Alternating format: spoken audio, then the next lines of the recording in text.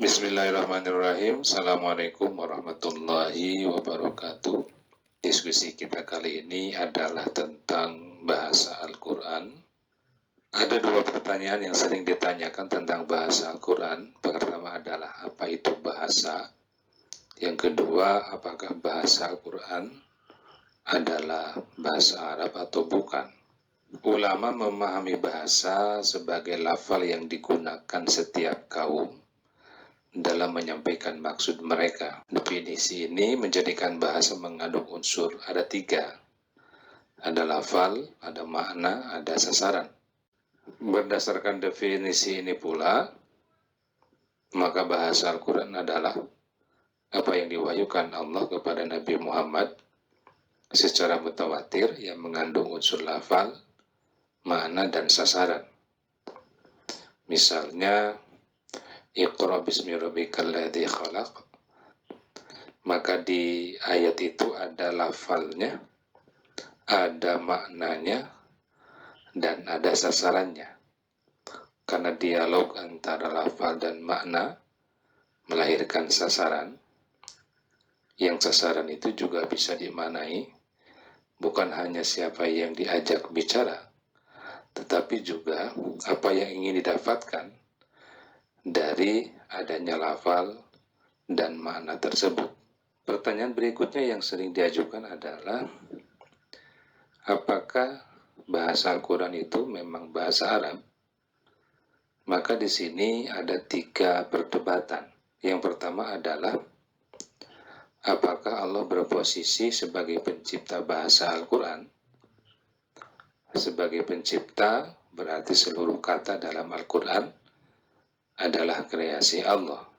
Kalau mau dikatakan bahasa Arab, bukan bahasa Arab pada umumnya, tetapi bahasa Arab pada tingkat tertentu atau bahasa tertentu yang boleh jadi diantaranya dapat dipahami oleh orang yang memiliki pengetahuan bahasa, termasuk di dalamnya bahasa Arab. Ulama lain mengatakan bahwa Allah sebagai pengguna bahasa Arab. Sebagai pengguna berarti menggunakan bahasa Arab yang sudah ada dan hidup di dalam masyarakat jauh sebelum Al-Quran turun. Pendapat yang ketiga mengatakan bahwa Allah berposisi sebagai kedua-duanya. Dalam hal ini, Allah berposisi sebagai pencipta terhadap sejumlah kata dalam Al-Quran dan selebihnya lagi sebagai pengguna. Berposisi sebagai pencipta untuk sejumlah ayat-ayat tertentu, misalnya seperti huruf-huruf terputus pada awal surat, dan berposisi sebagai pengguna untuk sejumlah ayat-ayat lainnya. Untuk mereka yang berdalil bahwa bahasa Al-Quran adalah bahasa Al-Quran, ini ada dua ayat yang dirujuk. Pertama adalah surat Toha ayat 113 yang mengatakan wa kadzalika anzalnahu Qur'anan Arabiyyan, dan demikianlah kami menurunkannya atau menurunkan Al-Quran dalam bahasa Arab.